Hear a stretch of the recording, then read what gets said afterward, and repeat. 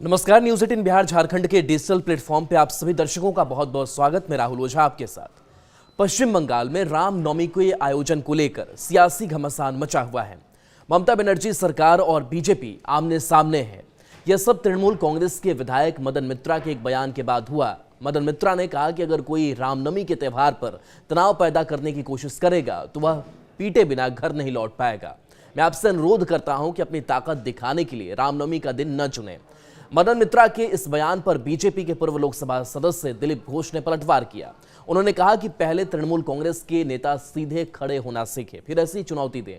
उन्होंने कहा कि मैं भी देखूंगा कि मुझे कौन घर में रहने के लिए मजबूर कर सकता है।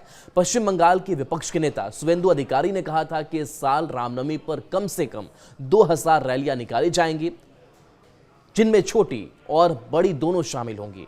उन्होंने यह भी कहा कि इस साल रामनवमी की रैलियों में पिछले साल की तुलना में दोगुनी भीड़ होगी। उन्होंने कहा कि रामनवमी इस साल बड़े पैमाने पर मनाई जाएगी। मैं उस दिन सड़कों पर रहूंगा। पश्चिम बंगाल की मुख्यमंत्री ममता बनर्जी ने कहा है कि रामनवमी के अवसर पर राज्य में शांति भंग करने की कोशिश करने वालों को प्रशासन नहीं बख्शेगा।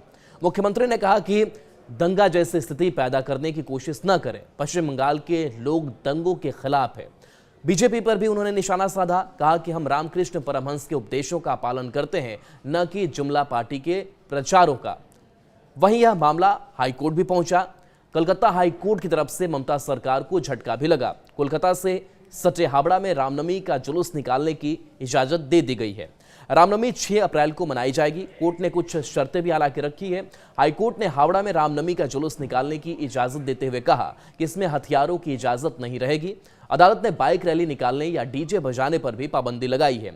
अदालत ने अंजनी पुत्र सेना, विश्व हिंदू परिषद और दुर्गा वाहिनी को रैली को निकालने की इजाजत दी है। अदालत ने रैली में 500 लोगों को ही शामिल होने की इजाजत दी है।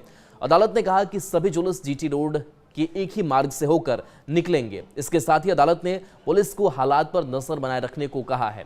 हावड़ा में रामनवमी पर शोभा यात्राएं निकलने की परंपरा रही है। इस दौरान विवाद भी होते रहे हैं।